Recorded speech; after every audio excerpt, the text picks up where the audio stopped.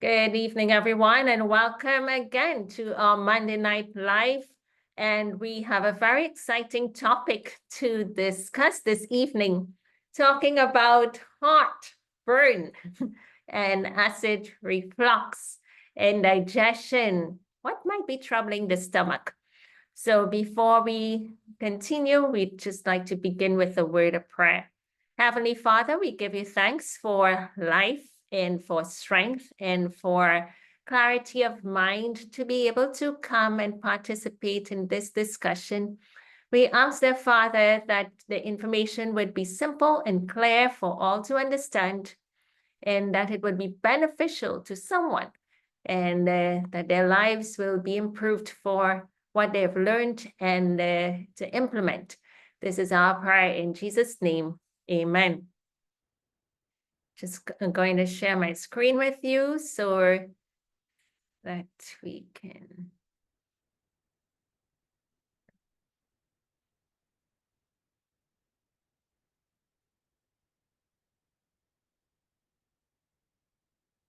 There you go. Acid reflux. And welcome, welcome. I'm talking to you from Pure Wellness Lifestyle Center, all the way in Las Lomas of Trinidad and Tobago.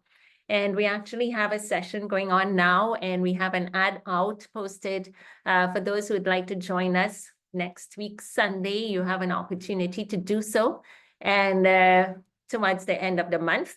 And so don't, delay. Make sure that you join us.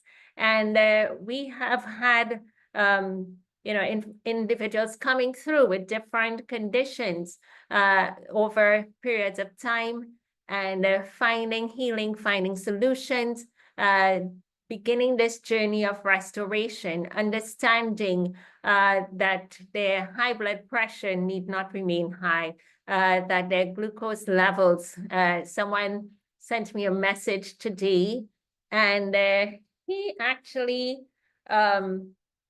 showed me where his blood sugar level was down to 110, 110. And he came to the center a couple months ago and learned how to take care of himself better.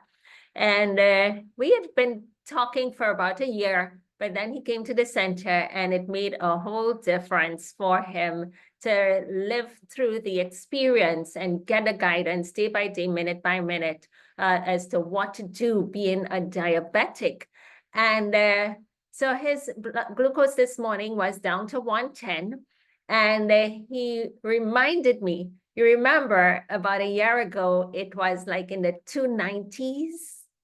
And I just smiled and almost, smiled with a pause in reflection of that, and said, Lord, thank you. And sometimes you can have tears of joy. So I felt like a moment like that. I wasn't watered down the place, but I felt like this could have been a tear of joy.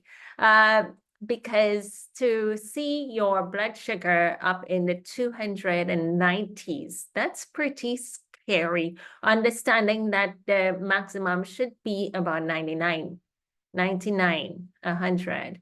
So to see it in the 290s, that is setting yourself up for a stroke, for a heart attack, even with high blood sugar.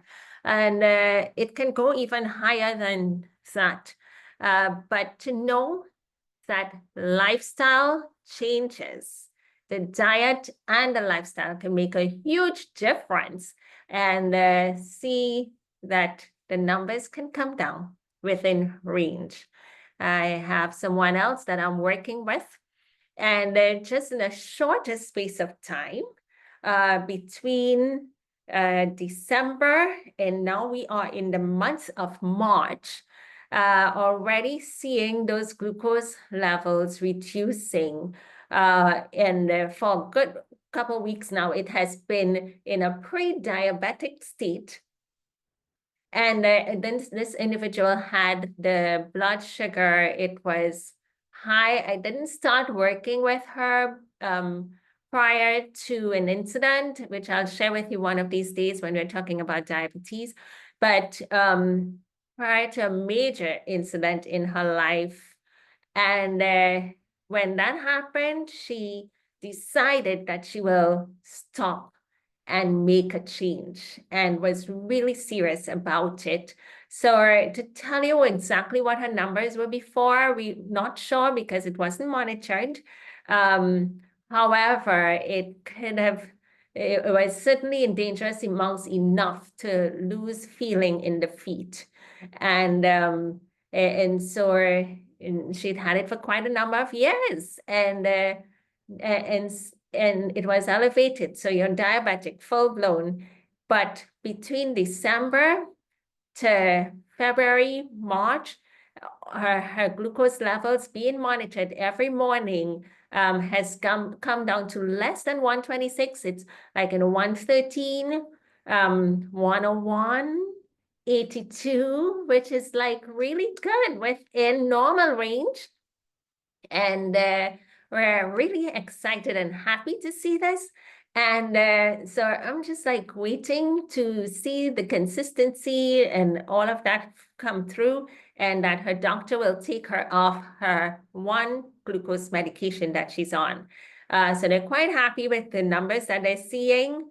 And she's still on that glucose medication, but we want her to be able to get to the point when it begins to drop within normal. You cannot take your glucose medication, it would drop even further. So that's what we're closely monitoring, and that she'll be off pretty soon. I say within the next 2 to 3 months, totally off. Are you a diabetic? Could be the question. Are you a diabetic? The response will be no.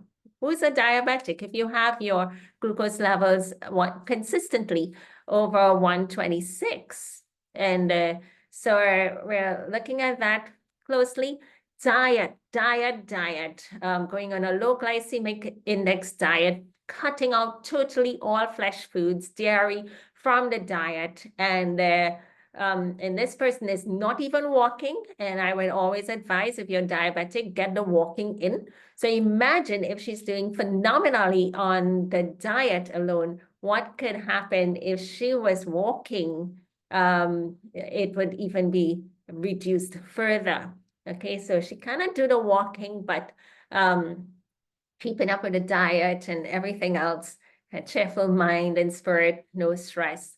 And that is bringing the number down. The point is that these are lifestyle conditions and they can be reversed. So all that we're talking about here on the platform, and if you're new to the platform, we've been on since September, and we have a lot of recordings online on the YouTube channel under my name, Dr. Natalie Nash, YouTube.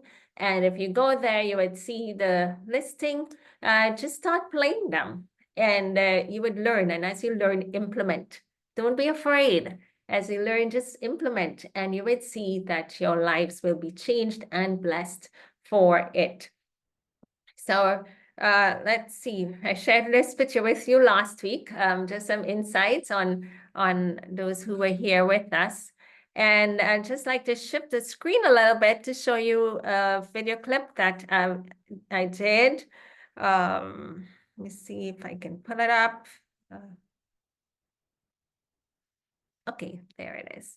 All right, so this is also on my YouTube page in the shorts. Imagine I'm getting so technical these days to know to put certain things in the shorts, all right? I don't claim to be one that plays with the social media too much, but it's here, so let's have a look.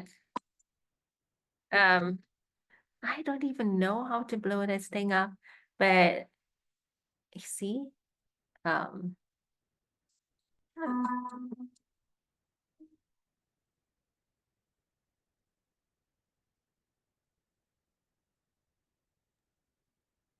in the corner where you see that square, click on that.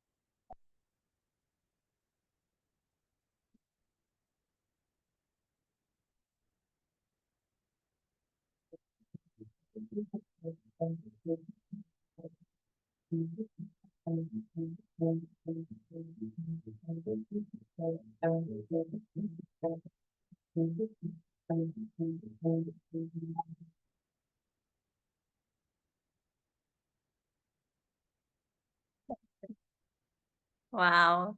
Okay, so oh, there we have and that was a puzzle with no word. So it's a promise to come and that it's going to come again. So we had quite an exciting time. As you saw, we did some sip and paint, and the folks thoroughly enjoyed that. We had a games activity night, and food was like the highlight of the, because food, everybody loves food, and the food was fantastic. Coconut dumpling, imagine, with veggie saltfish and ground provision and lots of other delicious. We had our juicing day and cleansing juicing day. And well, lots of the other spa activities, well, I can't show you people, in the sauna and being massaged and so forth, but they did have all of those wonderful things. So a really rich experience. We had talk discussion sessions where they asked their question, discussed food, putting menus together and how to eat healthfully. So it was fun, not too tight. They did get time to relax, and they did walk. I didn't get to go on the walks to be able to, on all of them, to take pictures of that, but it was full fun, exciting, and they all look forward to returning. So I just thought I'll share that with you. And if you happen to be in Trinidad, my advice will be don't miss the next one, because it's gonna be really happy. Imagine at one point I thought this is Adventist Hotel in Trinidad and Tobago. Okay, so you couldn't get it better than that, I tell you, for the service and the quality and everything. It was tremendous, and we give God thanks for what he did. Yeah, Sister Ramin, we had coconut dumpling. Oh, you missed out. Sorry, next time. But the thing is with this group, it's unlike some of our other groups where you're paying all that keen attention to gluten-free and all of those. That would show up in some of the other programs, but this one was a little bit more free reign. Okay, so let's get through acid reflux. So last week we talked, I'm just going to flip through last week's session, which is recorded in the part 1 of this acid reflux. And we did cover a number of principles, eating principles for preventing or reversing acid reflux. And we discussed meal spacing, the importance of spacing out our meals. Does anyone recall how many hours should we space our meals for? How many hours? 5. Excellent. So at least 5. Yes? Yeah. 5 hours. Say that again, Miss Cheryl. 5 hours. Excellent, thank you. Okay, so for example, if you had your breakfast, for us, we would do 2 meals a day and we will have our breakfast at 8 a.m. So between 8 and 9, then you count 10, 11, 12, 1, 2. We have our lunch at 2 p.m. Between 2 and 3, we have our lunch meal. And that's it. Now, the thing is, when individuals saw the ad stating that we serve 2 meals, breakfast and lunch, many people called and they asked, I'm interested. Yes, I'm coming, but 2 meals, are we getting any supper? So I laughed and I said, well, you will see when you get here if you require supper, because we're serving up our meals 8 and 2, and the meals are filling. If you go back and you look at the short video, you're could pause it and have a look. They were quite filling for breakfast. Those meals, nothing, that's what we served up for breakfast as well as for lunch meal. That quality of a rich plate, of a plate that will keep you satisfied, contented, filled, nourished. Your cells will be nourished and you would not feel hungry in between your meals until it's the next meal time. And I just watched individuals, as they ate and they had their food. We always end the meals with nuts and seeds were there. We taught them about portion sizes so nobody would overdo and have too much fat. And for the other meals as well, portion sizes we taught them. But they were able to be so satisfied that no one came and asked for, give me some bread for supper or crackers or anything. They were all filled. We did have some apples around for those who, to transit into this was a bit challenging for them, but that was it. They didn't ask for anything else. So if the proper thing to do is to space out your meals at least 5 hours apart. Now, when you do that, we're talking about acid reflux, indigestion, heartburn. You're not going to have the second meal coming too close to the first meal, and I'll show you what that looks like. So water, again, it's important for us to have adequate amount of water. Sometimes when you're dehydrated inside, your stomach can begin to burn you a little bit. So you need to have water. But drinking water in the right time is important. First thing in the morning, you drink as a bolus. During the day, you drink it mouthfuls at a time. And then you want to have 15 to 30 minutes before your meal. You stop with digestive issues. It's 30 minutes before your meal. You stop drinking water. Give a spacing. And then you have your meal. And it's 2 hours after you finish eating, after you finish chewing, that you can begin to drink water again. If you brought water in too soon, you're going to interfere with your gastric juices, interfere and delay digestion, and that can cause your stomach to burn you when food remains there too long. All right, so we talked about getting that water, nice little hot water in the morning. Now, snacking between meals. So let's look at snacking. What does snacking between meals look like? It's when you, now let me see, anybody want to give a description? If you're snacking in between meals, what do you think that is? You could unmute or let's see in the chat. Dr. Knox, I unmuted. Okay, go ahead, Nancy. Knocking in between meals is after you've had your meal, you eat stuff in between, like I used to do. I used to eat, like I always felt hungry, but once I came to the center and you showed me how to eat, I just eat my 2 meals and I do not feel hungry. I have not eaten anything after 3 o'clock in the day. Wow. Since I've come to the center. Very good. Very good, thank you. And you were struggling a little bit to lose some weight, and you have been able to get that down a bit on a Yeah. 2-meal plan. Yes, I went from 225 to, well, by the time I came to the center, I was 204, but originally I was 225, and now I'm down to 188. Wow, that's amazing. Well, it's all, you have to make up your mind what you want to do. I mean, eating in between, is it helping you or hurting you? And it was Yes. hurting me, so I just made up in my mind, even with the chips.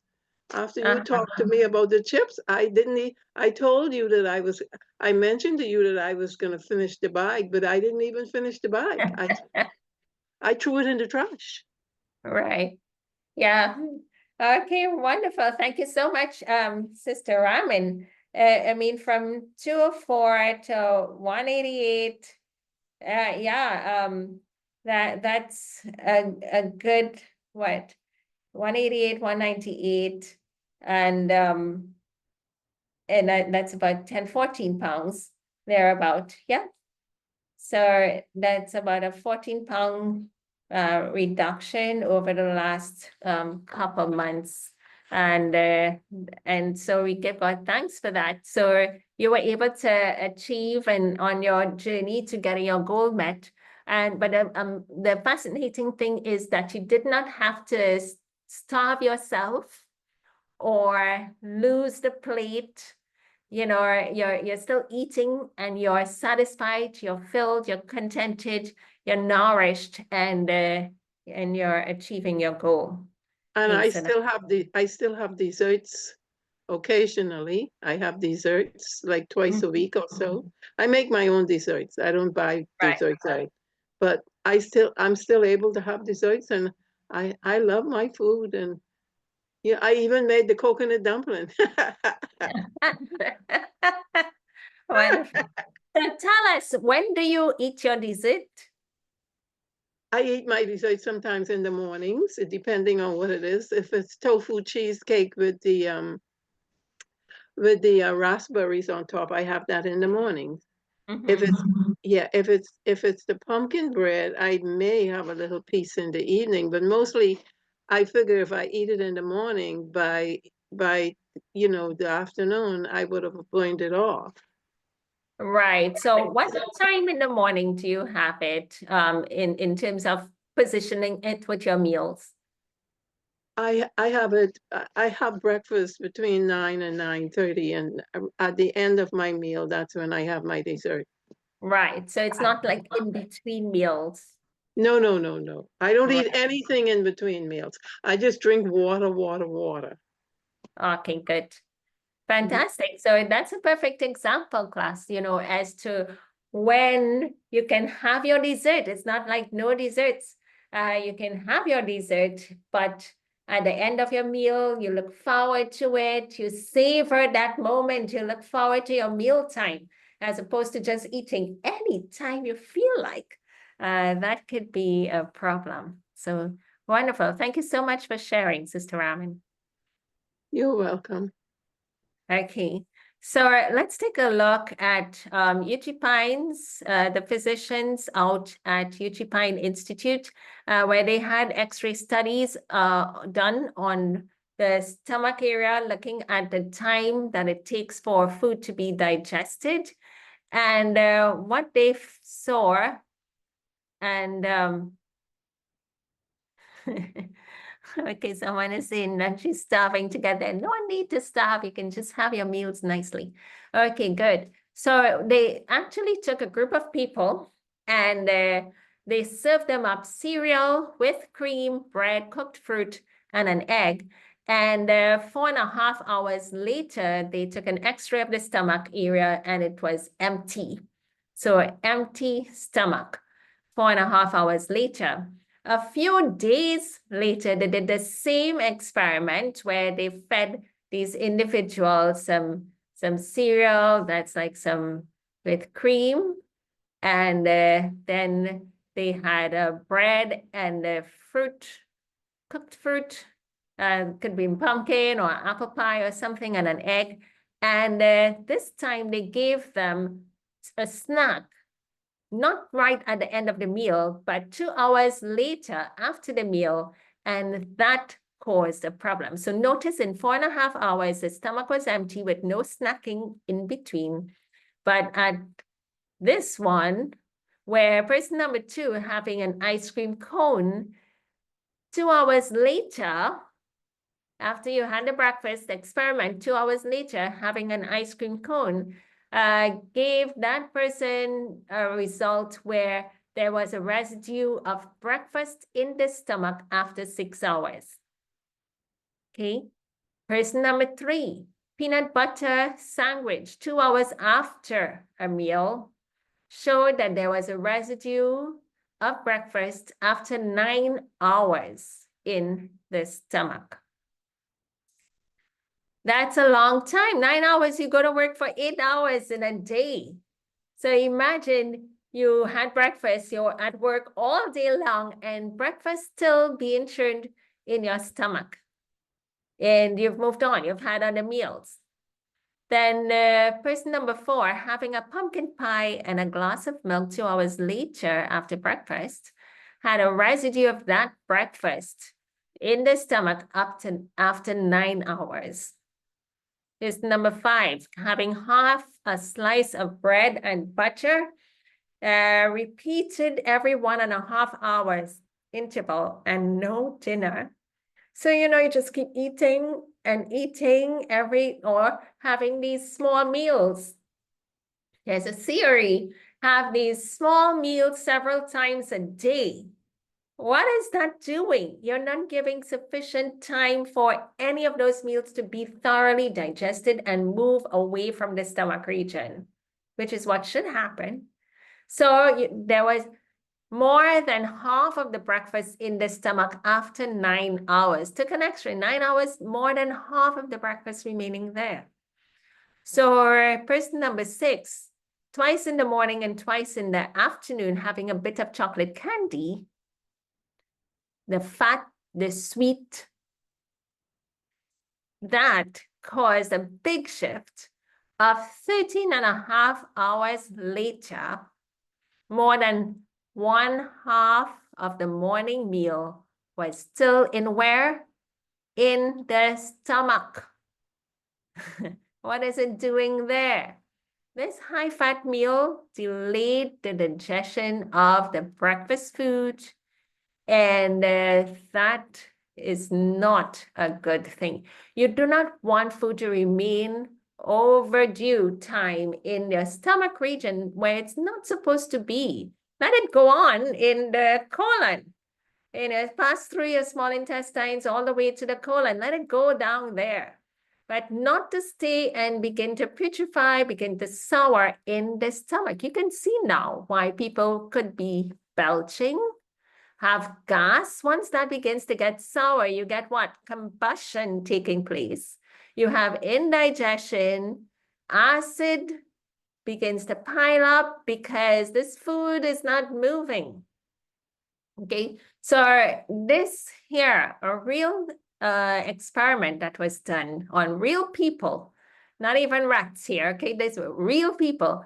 And we found the result like this. Could this be happening to any of us? It can, if it is that we keep having these injections of food intake in between our meals.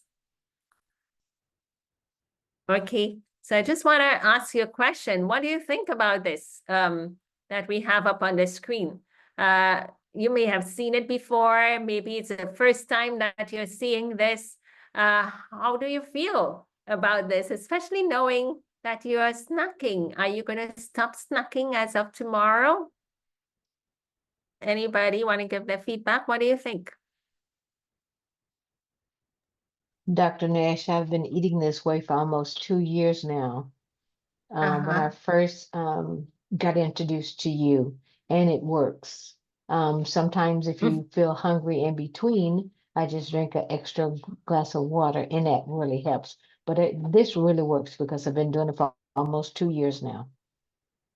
Right. But before that, you snacked in between your meals?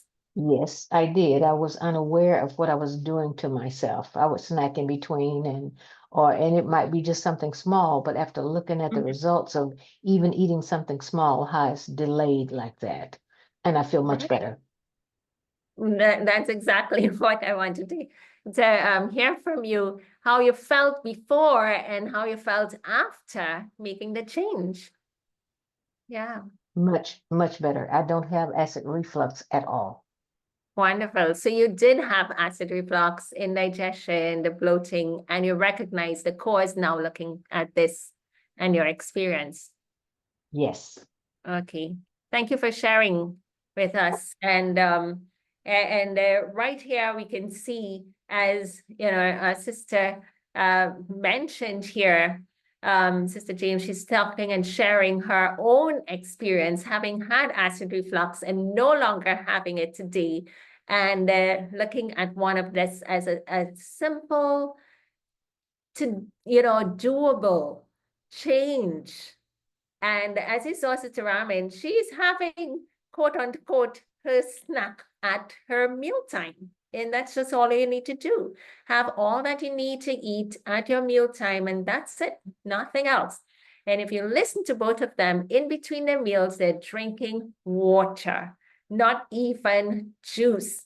Nothing that will call for the stomach to begin the processing of nutrients, of calories. Water has no calories. So anytime you ingest anything that has calories in it, and then your stomach has to be at work, I tell you, your stomach is like so polite.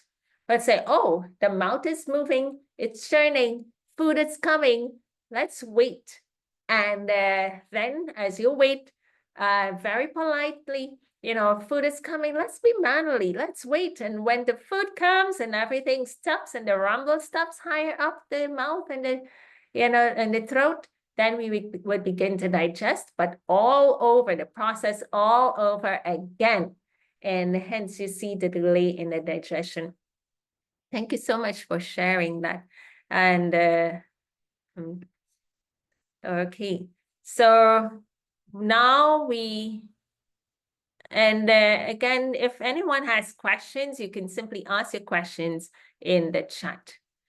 Now, here Dr. yes, Nash, one yes. thing I wanted to also mention, I used to use the nuts as a snack in between my meals, but I now eat it at the end of my meal, and Good. it helps to keep me full.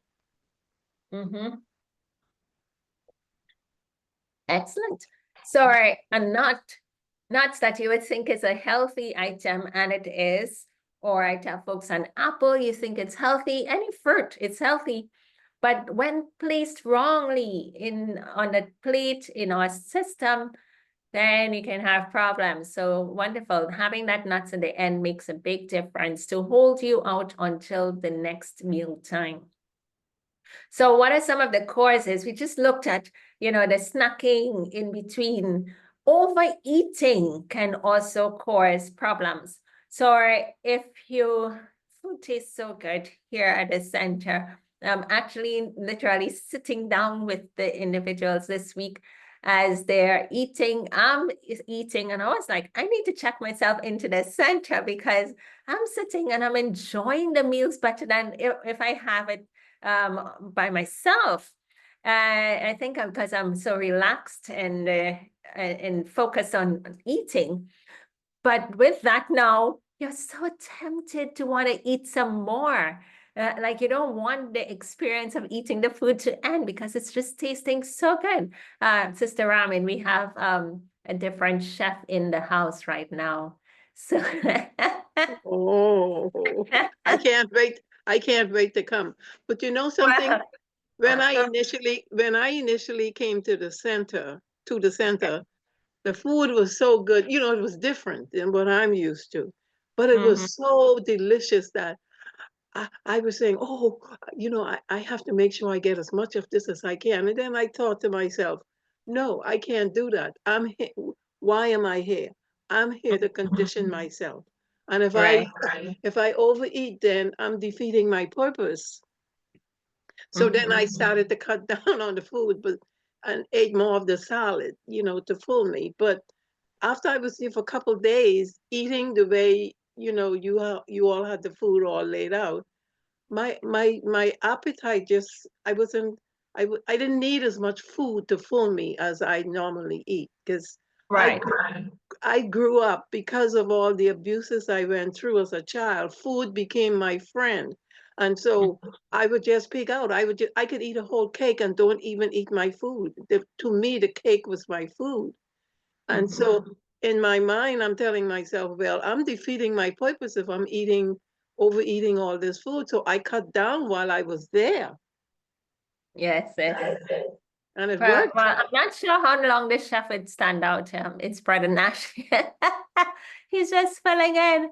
But I mean, he'll cook at the house all the time. But I tell you, when you sit down there, it's altogether different. So all last week and this week again, different group, and the folks are just enjoying. So the temptation is that the simple food, and it's really simple, not heavy spices, and so forth. You're tempted to want to eat more, and you have to say no. You really have that control. So that's what we all need to do, have that self-control with eating, and then take our time to eat. We don't want to eat too fast. When you chop your food, I'd say you chop, and you swallow too quickly. Very many times the food is not thoroughly broken down by your teeth, which is a mechanical input in helping for digestion. And therefore, as you can eat quickly, but there's a process for digestion, and it takes time. Digestion takes time. You have to get time enough to build up hydrochloric acid. It has to get time enough to churn that food in the stomach. It has to get time enough to start putting it out into your duodenum, to move on to the small intestine, etc. It takes time. And this body doesn't rush anything, because your body is so well designed and structured that your brain could be saying, hurry up quick, I gotta go, I'm just pushing some food down my mouth. But your system is going to take time. And worse yet, you don't rush your system, because now it gets slowed down on you. So take your time. Eating too fast could cause digestive problems. Not chewing our food well, similarly, if you get a food down too quickly, then you find that your acid reflux situation can come up, because the food isn't broken down. There's no teeth in the stomach, and you can feel that hurt in the stomach, because the large little chunks of food particles is there, and it can really hurt you. So no, we need to chew that thoroughly, 32 times, maybe, or more. When you're swallowing, you really want to feel like it's liquid going down your system, not anything mushy or with chunks, clunky. Okay, so next, I missed one. Okay, so eating when fatigued, when you're tired. We don't want to be eating if you're working and you're in the garden, or you're working all day, you're busy rushing from meeting to meeting, and you're sleeping and way on yourself. Some folks are eating and they're falling asleep on themselves. No, let's be gracious with life. And there's a time for everything, okay? So if you're so tired, don't eat. Do not eat. Go sleep, go rest. Drink water and go and rest. And let the next mealtime come, and you'll be able to eat and feel better. If you're tired and you eat, your whole system is really suppressed. It's slowed, and you're not going to have proper digestion of your food. You might even fall asleep at the end of what you think you stopped, and you finish eating and you stop. You would fall asleep soon, immediately maybe, and all that food is sitting there, everything is slowed down. So not enough fiber in our food, not having enough fiber in our food could be another cause. A lot of this, the refined foods that just tend to get through the system and missing the fiber. There's some bread and pastry items that has no fiber in them. And all of that flour just mushy. That can be quite irritating to our digestive system. So what you need to do, and another thing from that is that you don't have adequate bowel movements.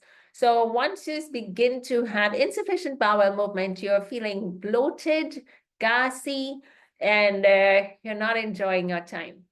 Then another cause can be coffee. Coffee tends to increase stomach acid. And then you have tea and soft drinks, those carbonated drinks. Now, some people take a fancy of having carbonated water and adding fruit juice to it and getting a fizzy fruit juice. That is not a good combination because the carbonated water in there, number one, it's going to snuff away oxygen from your system, reduce the oxygen flow in your blood. But at the same time, all of that gaseous substance can make indigestion in your digestive system. So tea has caffeine, coffee, caffeine, anything with caffeine, any drinks with caffeine, any item with caffeine in it tends to delay digestion, increase stomach acids, as well as having these carbonated drinks, soft drinks included, sugar in that. Will cause digestive woes. Alcohol as well. Okay, let's see. Someone is sharing with us. I know of a guy who died last week, said it was because of acid reflux. He used to be vomiting a lot. I think he ignored it for too long. Wow. Sounds pretty technical and simple at the same time. I think an acid reflux situation quite simple, but yet it could become complicated, yeah? Okay, so alcohol, again, high sugar content, and it just slows down, causes fermentation in the stomach and slows down the digestion of food. Smoking cigarettes, tobacco, can cause increased stomach acids. Allergen foods, here's a big one. So many individuals have allergic reactions to different foods, certain types of foods. And anytime they eat that food, they can get bloating, gas, belching, gripes, stomach hurting, and the acid that keeps coming up because their system is not digesting the particular food well.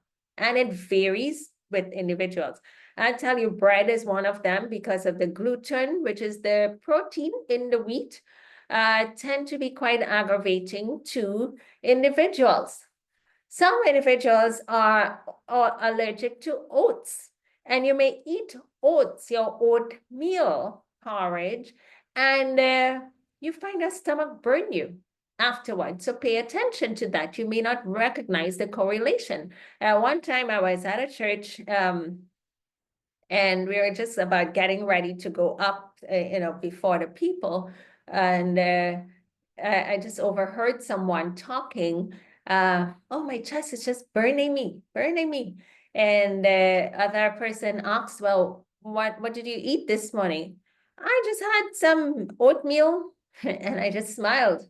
That's a culprit right there. Your oatmeal could be hurting your stomach.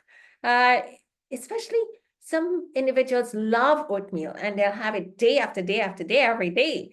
And so sometimes you have these foods where you repeat them so often that you build up an allergic response to it. And that would have been causing issues for that individual. So sometimes you can check what your food take a little food log, like I'm having these items for my meal. Any comments? How did it make me feel? And see if you can find a trend and stop whatever might be hurting you. Don't continue to have it, because every time it hurts you, it's breaking down your body, your tissues, you're irritating the area, the lining, the stomach lining, the gastrointestinal tract lining, and that could be big problems to result in. So let's fix the matter. If you are allergic, back away from those foods. Dairy is another allergen, and any items along that line, the cheese, the butter, the ice cream, could be an allergens for some. They may get gripes and bloating. Raw foods can be an allergen for some individuals. Avocado. So, and it varies, depending on the health of your gut, of your intestines. Another course, let's see.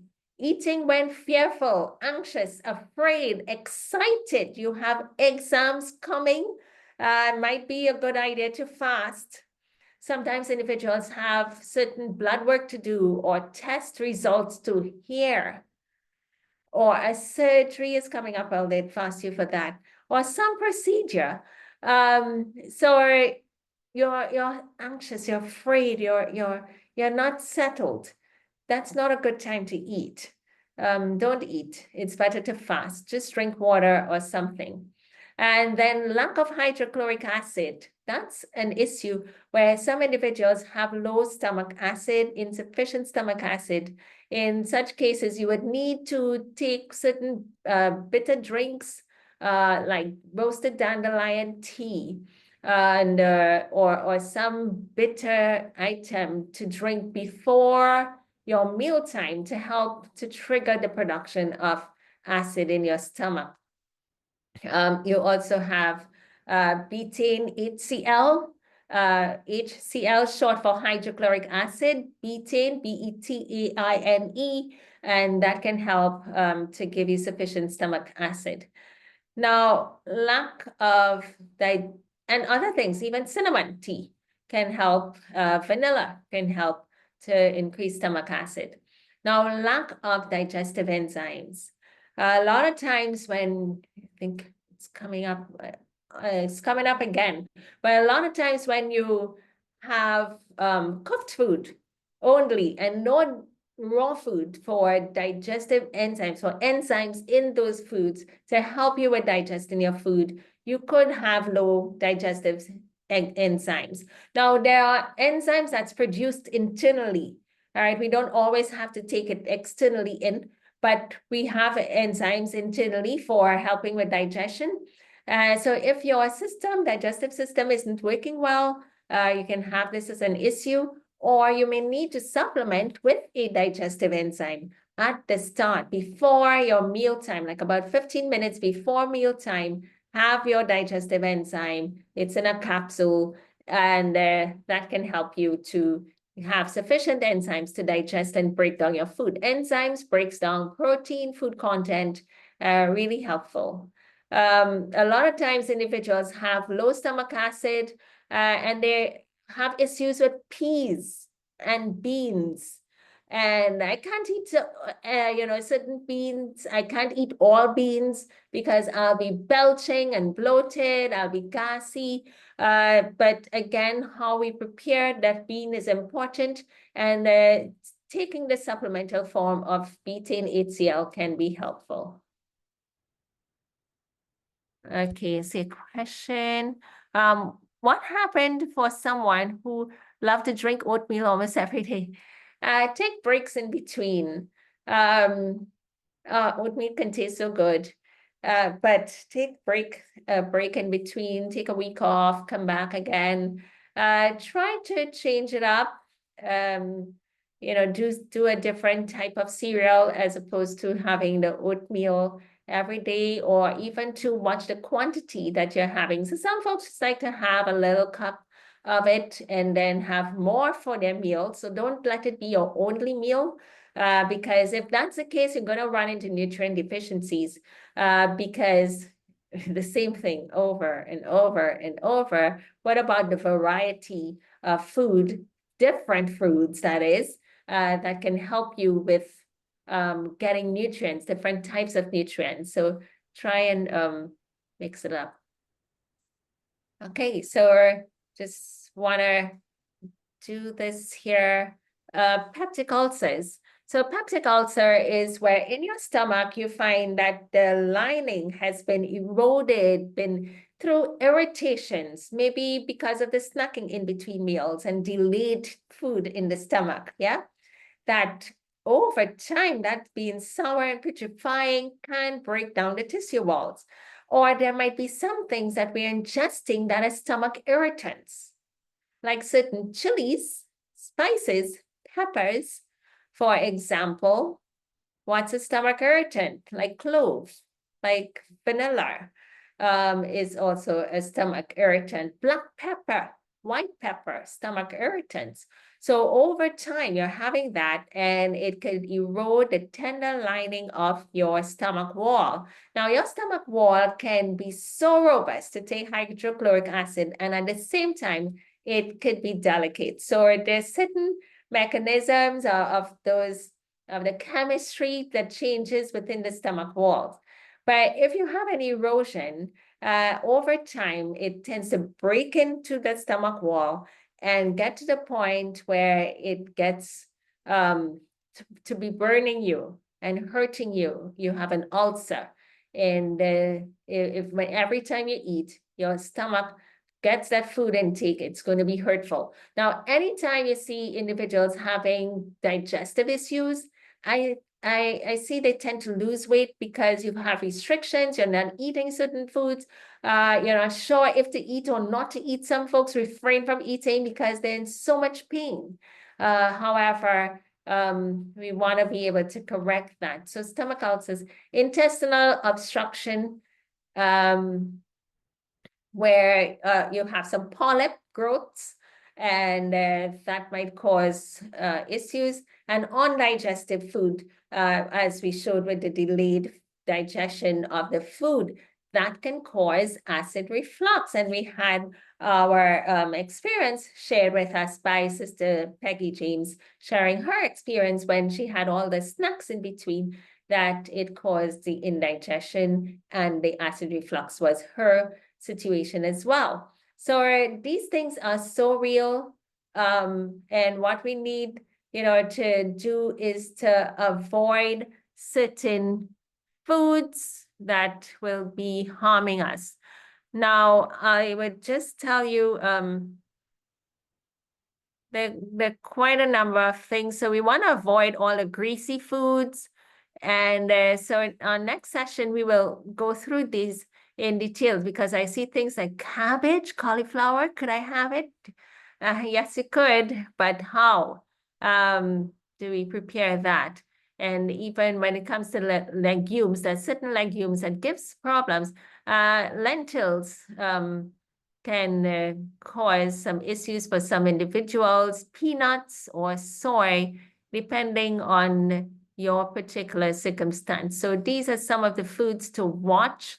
I'll give you one pointer. If you have acid reflux, there are two things, herbal agents that can help you. And that is slippery elm, 2 words, SILIPPERY, and elm, ELM, slippery elm. Go to the herb store, or you can see it in little capsules as well. And slippery elm tends to put a nice coating over your stomach region. You take that 15 minutes before your meal, and that's going to help you to get better digestion, that your stomach wouldn't hurt you, and you wouldn't have issues. So work on that, having slippery elm 15 minutes before your meal time. Mix it in a little water. If you get it in a capsule, open it. Drop it, according to the dose, could be about 4 capsules. You can open that, drop it into a little 1.5 ounces of water, stir it around, and ingest that. Drink a little water behind. Let it get in first. coat your stomach lining before you bring the cooked food in or your prepared food in. And when that comes, you find that it will be better for digestion. You would not have the discomforts. So slippery M, another comparable one will be marshmallow. It's pronounced marshmallow, spelled marshmallow. And marshmallow root tends to be pretty fibrous, and you can draw that as a tea. It's best with some just room temperature water. You can draw it overnight as a tea, and you strain and you drink that liquid. Or you can drink that again 15 minutes before a meal, and that tends to coat your lining of your digestive tract. It also helps with healing. The marshmallow, as well as the slippery M, helps with healing along the GI tract to prevent any acid reflux situation and burning. Okay, so let me just see what I want to share with you here today. Will be our recipe for the evening.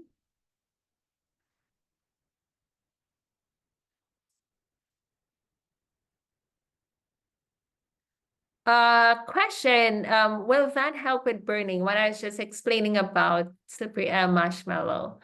With burping, no, burping, you can do some ginger tea for burping.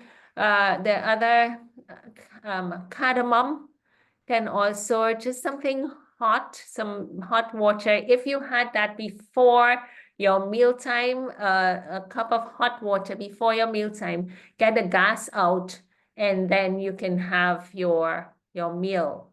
Burping, also, if you had some nuts at the start of the meal, let that stomach begin working on that nuts.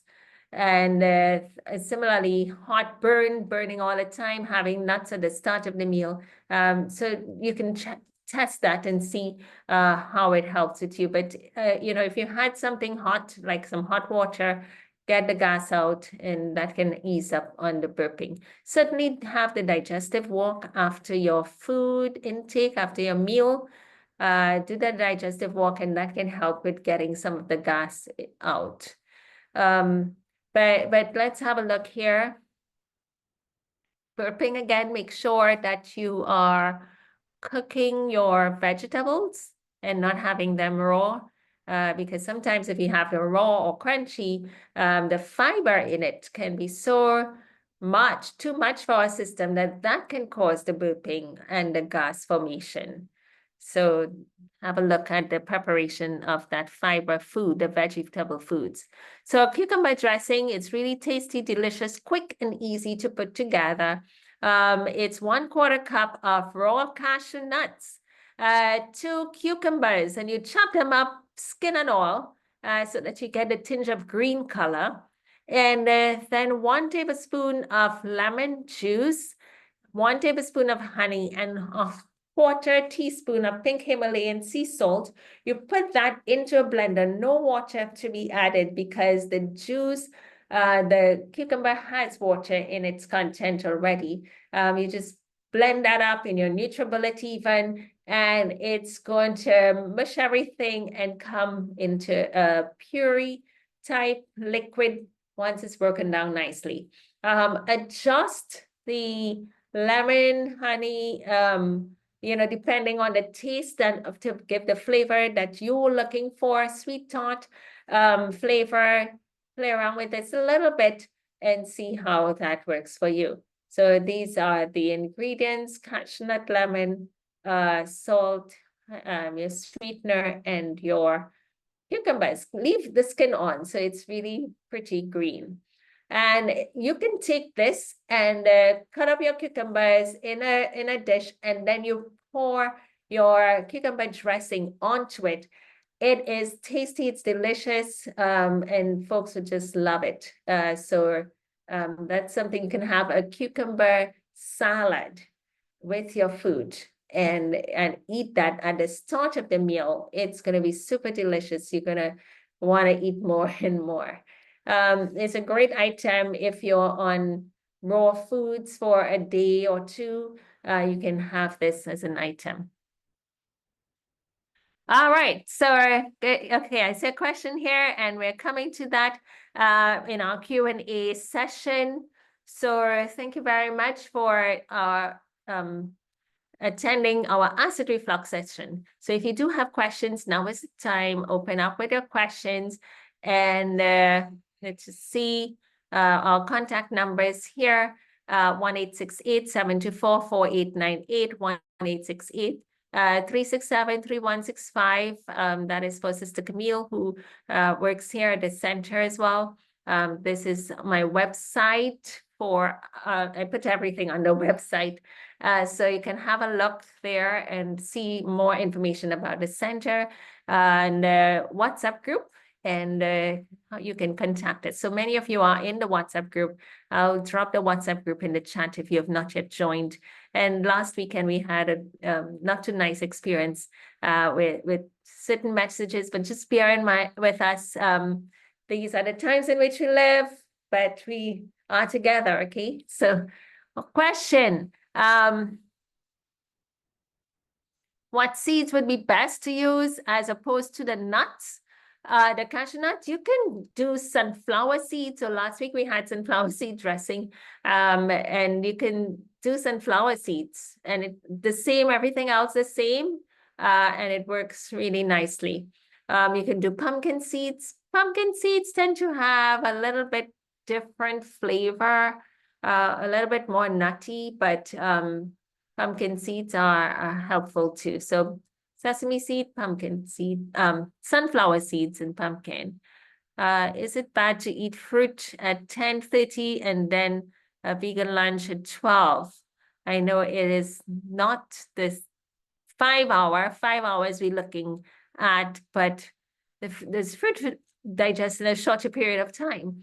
All right, so good question. If it is that you're having fruits at 10:30, it's not your breakfast time.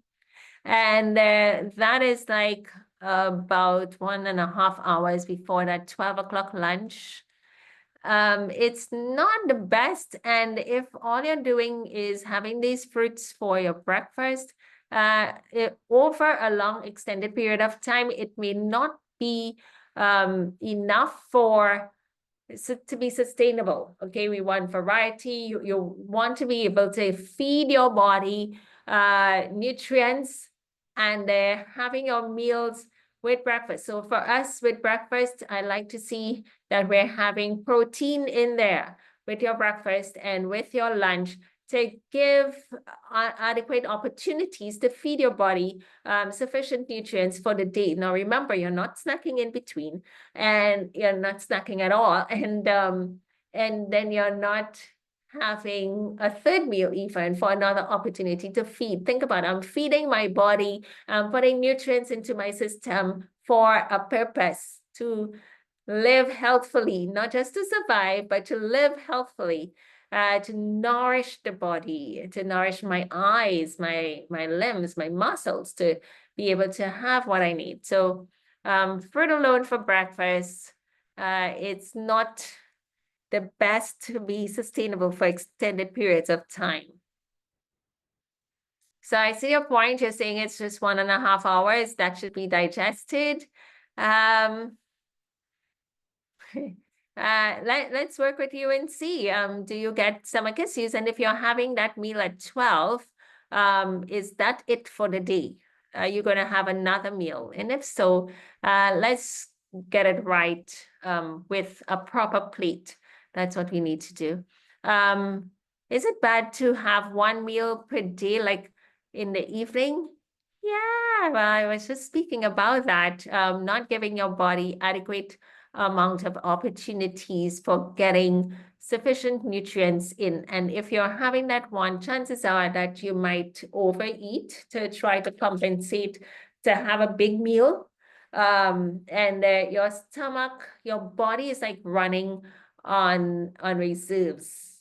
And your body keep running on reserves, you'll get into problems over time, because one of the things, your liver could be hit really bad, and you can get into a state where you call hypoglycemia. So what happens when we stay away from food is that when you eat food, your liver stores glucose as glycogen, and that's released later on into the bloodstream whenever your sugar level dips on you. Now, that happens several times, even in the nighttime when you're sleeping, you're away from food, you're not having anything. So when your glucose level begins to dip, your liver starts to produce and release its stored glucose into your bloodstream to keep you up. When we stay extensive periods of time without eating, you're pulling that glucose from storage. It is going to be depleted, and soon enough, you will not have any, and you go into a condition called hypoglycemia, where you can't even stand up. You're gonna feel so faint. You eat, and at the end of the meal, you're so faint, you're weary. It's because your liver has been overworked, it's tired, it's not functioning well, it's weak, it's not robust, and it's a problem.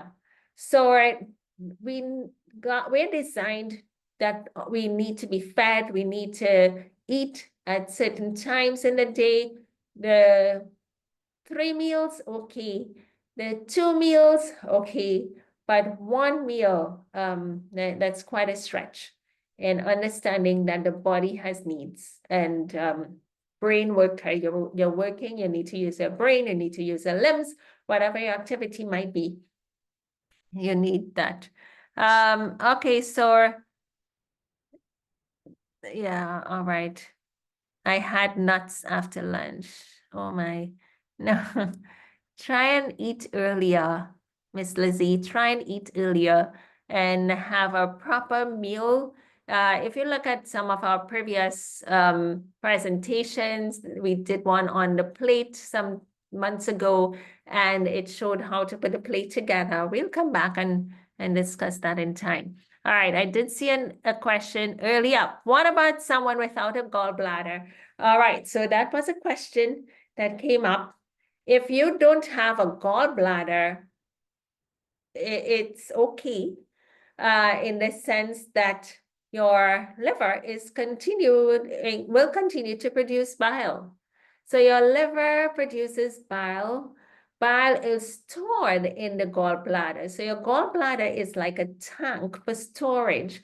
When you have heavy water pressure on the line from your water authorities, okay, you have water, you keep having water, but then you store some in the tanks so that should the authorities stop that provision of water, you have to pull from your tank. So your tank, your gallbladder, produces bile, and that's okay for you. And not that your liver has stopped. It's just a natural way of liver produces bile, it goes to the gallbladder, stores, yes, but it's there for when you have a high fatty meal, you need more bile. And so the liver, the gallbladder is activated to provide you with more bile than usual, okay? So if your gallbladder is removed, your liver will still produce bile. It just comes more direct, and you would live, you'd be okay. But not to say that we don't need a gallbladder. Every part of our bodies were created and for a specific purpose and function, and to support, have that balance. So instead of demanding the liver has to do so many other things. So, you know, take some from the gallbladder. If no gallbladder, then the liver will be quite courteous to compensate. Now, if one drink a soft drink between meals, will that stop the digestion? Yeah, it will. Because you have sugar content now, and so anything other than water will cause your digestive system to recognize. You have calories in there that will need to be broken down. That high glucose will need to be metabolized, and so the digestive process and digestive system will have a role to play in there. So you'll be activating your pancreas to produce insulin. Pancreas is part of your digestive system that will help to produce enzymes for protein and fat digestion. But if you have this sweet sugary drink in between, then your pancreas have to now, in addition, start thinking about producing insulin. So anyway, even if you eat in between, your pancreas still have to produce insulin because all foods will have some form of glucose. So does acid reflux pain mimic a heart attack? It does. It can, because you feel your chest burning you, and so not until you go have a checkup that they would be able to determine what exactly is going on. But don't take things for granted and not go. Please go to the emergency room and have a checkup, get an opinion, an observation, and see what's going on. What's the latest you should eat to avoid indigestion? 6:30, 6:30 in the evening, or yeah. That will be safe for you. 6:30. Ideally, we're looking to have your last meal 3 hours before bedtime, but understand that the later you get, say, you could say, well, I'm going to bed at 12, so maybe I should stop eating by 8:39.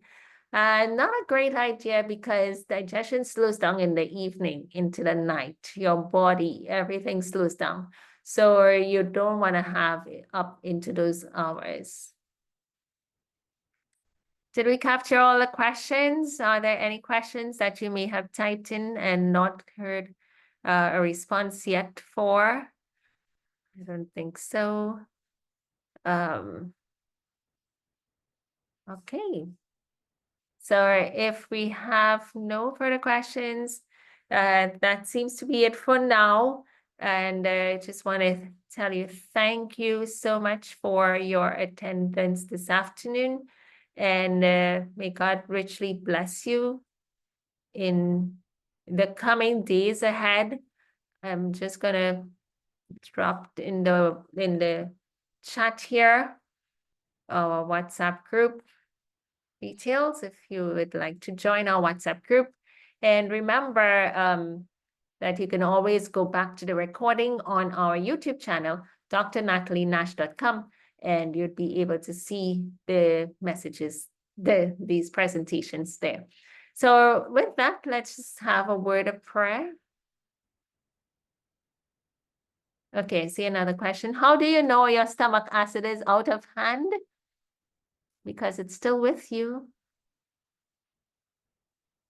Okay, somebody had a question about a beer root. If your stomach acid is out of hand, it's because it's still with you.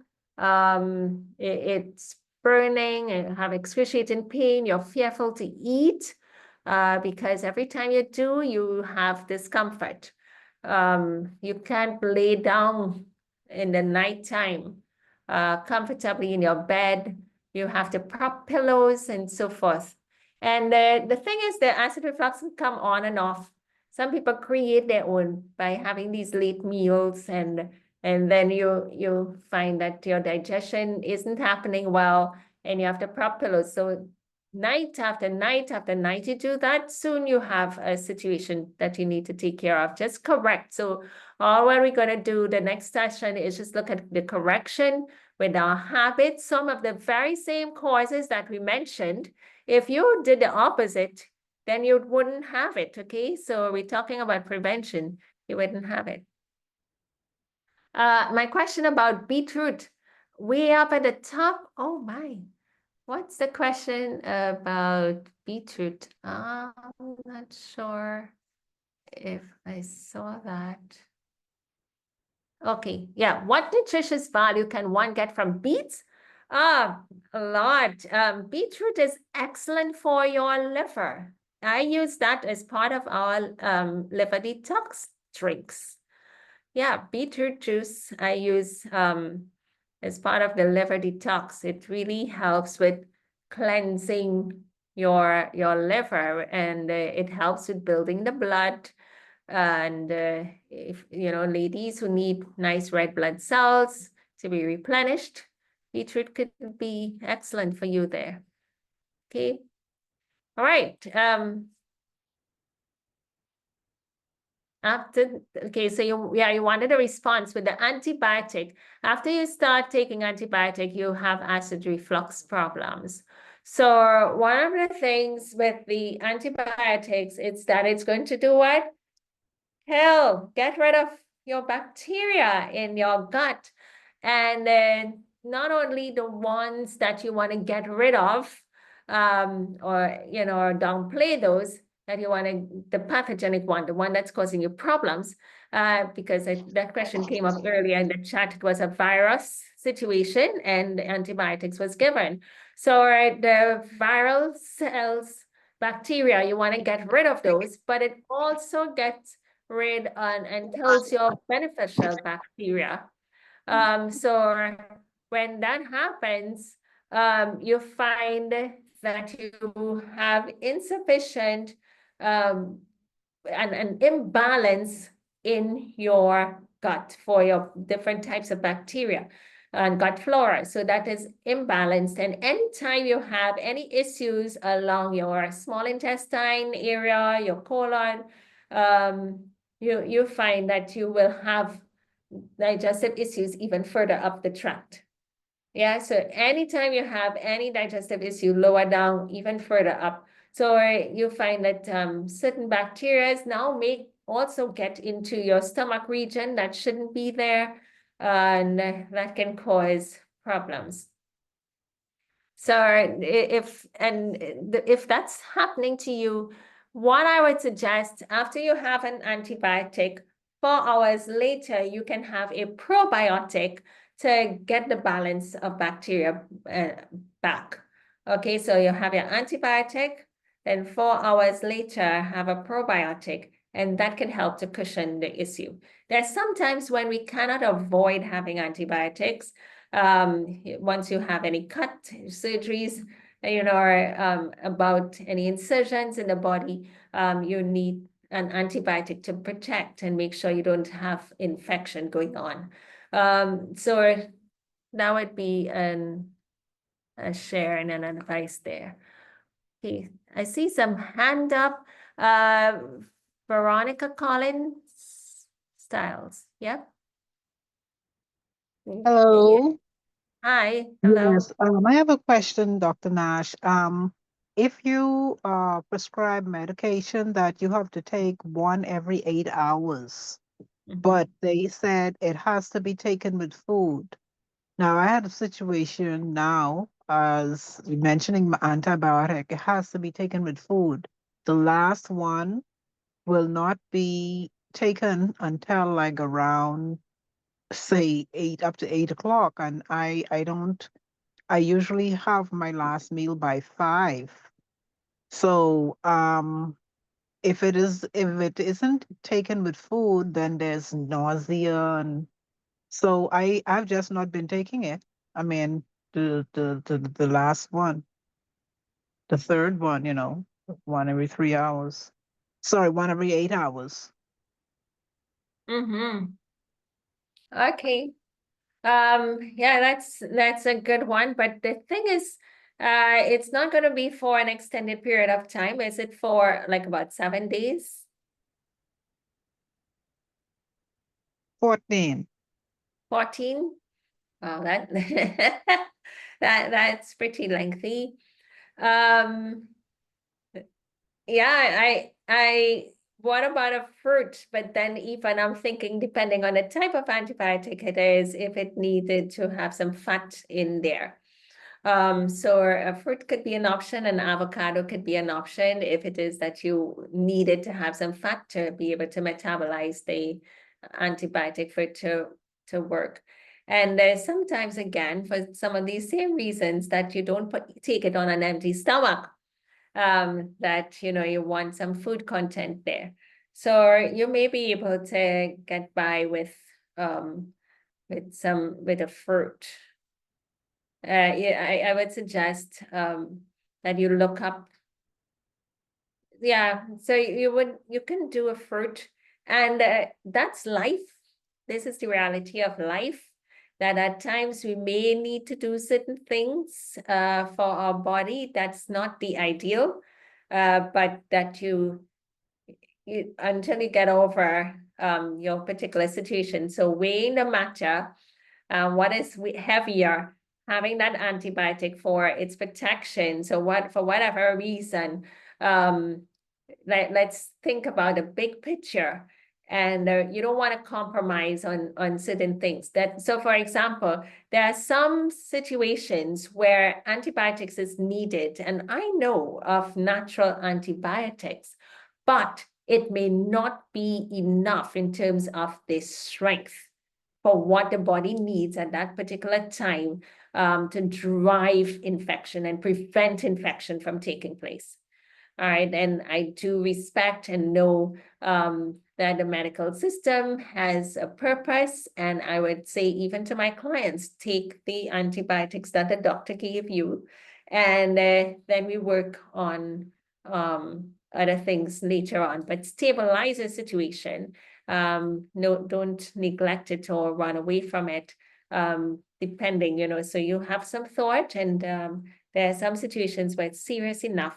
You don't want to play around with that. Thank you. You're welcome.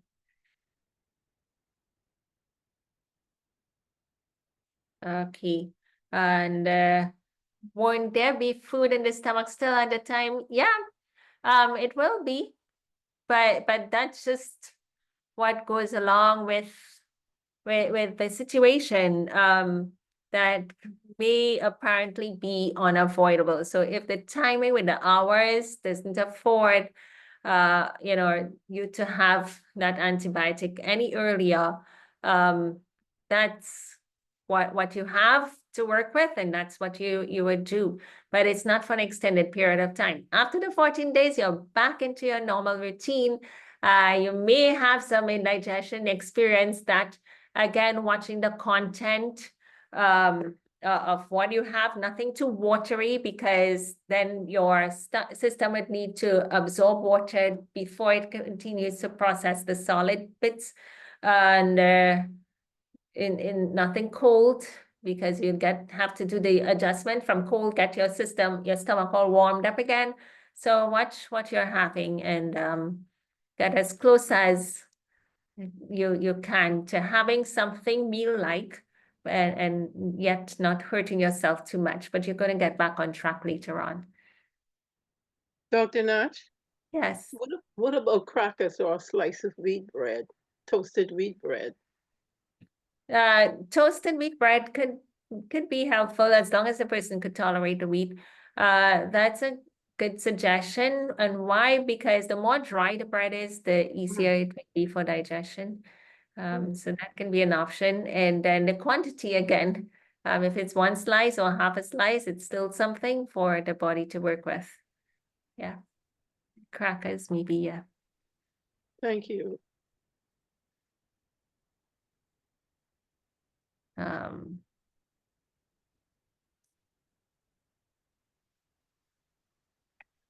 Okay, so hyperthyroidism, it's where our thyroid gland is overactive.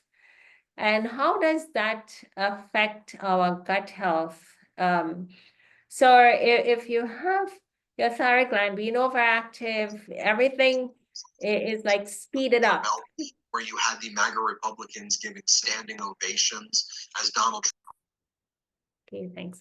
All right, so your digestion is just speeding up as well. Everything is like probably in a fight or flight mode, really quite hyper. And whereas when it comes to digestion, we want our system to be more restful and relaxed. So if you're in a more rest and relaxed state, then you see it makes digestion easier. So when it comes to our gut health, and gut health is something that we would look at in time to come, but Then our gut flora, the balance with our gut bacteria, how we digest our food can interrelate with the gut bacteria we have. So for example, if your food is not digested, you have undigested food in your digestive tract, and that stays in the system for too long, that can therefore, by the time it gets to your colon, be recognized as foreign, this is strange, and your immune system, which is in your gut, could start to ramp up, like white blood cells, for example, and to fight off this invader. What are you doing here? The protein molecules in you are too large. You shouldn't be. And there you can find that your immune system ramped up white blood cells to try and break down this protein molecule, because we didn't take our time to chew our food, because we delayed digestion and everything just got swept on. So there's so many different ways that, you know, depending on the state of our emotional well-being, and I'm linking this all the way back again to the hypothyroid situation, where everything is like in a race or hyperactive, not in rest and relax mode.